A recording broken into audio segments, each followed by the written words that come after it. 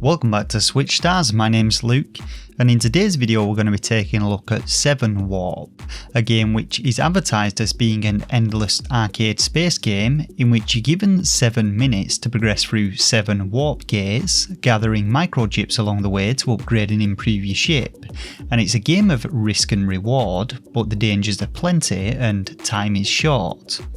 Now, before we get started, over the past few years there have been far too many games released which I've wanted to cover but couldn't actually commit the time to complete. So, unlike my usual reviews, this one is going to be more of a gameplay overview which will hopefully provide enough information for you to make an informed purchase with. And to enable me to cover a wide variety of games this year, I plan on doing more of these shorter form videos in future, so please do let me know what you think of them down in the comments section below.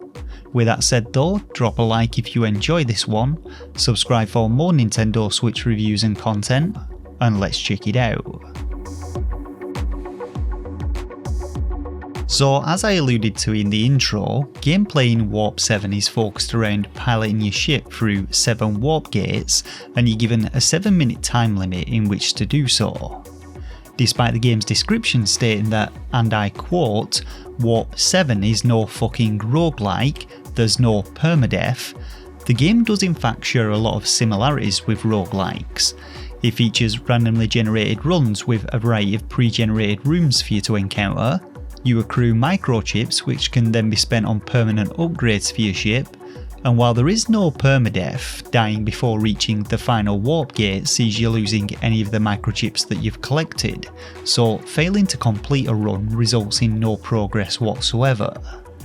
Now, upon starting the game you're given a few initial microchips to allocate, and amongst the available options you have things like increases to your maximum speed and thrust, upgrades to your shield and hull, and improvements to your weapon recharge speeds and damage. But the price of upgrades increases with every point allocated, and these initial upgrades make very little difference. Prior to entering into a run, you're given a choice of 3 different ships, 1 basic and 2 with a variety of bonuses or defects which generally affect your ship or the in-game timer, and a glitch which generally affects the arenas and your ability to navigate them, but these positive and negative attributes change with each run. Getting into a run though and covering off the control scheme, your ship kind of controls like a classic Asteroid game, with you directing it with the left thumbstick and applying thrust to it using the left or right trigger, and similarly you maintain your momentum and then must use it to navigate past obstacles and enemies. When it comes to your weapons, you have a basic projectile which actually turns out to be next to useless, taking about 10 or so hits to take down a single space rock, an electric weapon which I don't think I ever managed to kill anything with, and finally an explosive mine which I did manage to kill myself with several times due to its large blast radius and my very slow movement speed. Finally, you have at your disposal a selection of abilities which recharge over time. These include a speed boost, an instant stop, a phasing ability, and a ship repair. Though of all of these, the speed boost was the only one that I really used due to me mainly taking one-hit deaths which usually came out of nowhere.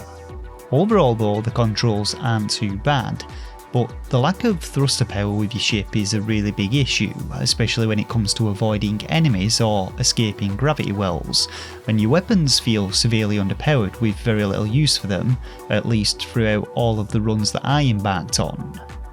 Now, like I said, the arenas themselves are all randomly selected, and your primary objective is to reach one of 3 coloured portals to progress to the next arena, which I'm going to admit right now is much harder than it sounds, and in fact after about an hour's worth of playtime, I never actually managed to get through all 7 warp gates. Now, from what I can tell, there's no discernible difference between the locations that each coloured portal lead to, but within these areas you'll often encounter puzzles to solve in the form of numbered markers, hazards to navigate around which include gravity wells, asteroids, explosive mines and clouds of poisonous gases, and enemies in the form of giant worm-like creatures, turrets and floating balls of death. The size of the arenas also varies from warp to warp, and navigating your way through basic ones isn't too difficult, but The problem is, basic arenas are few and far between, and right away I encountered a number of different issues, which meant I found any kind of progression turned out to be incredibly difficult. Now, the first issue was that there doesn't actually appear to be any kind of difficulty curve implemented. Every warp zone leads to a completely random location, and you're just as likely to encounter a highly hazardous arena in your first warp as you are in your 6th or 7th. Secondly, the game's UI is pretty useless. It only appears when you switch weapons, which, it should be noted, you can only scroll through using the left or right bumper, and it vanishes after a few seconds, so you never have oversight on which of your abilities are charged or which of them are still on cooldown. Finally, and possibly the biggest issue, is your manoeuvrability in the game.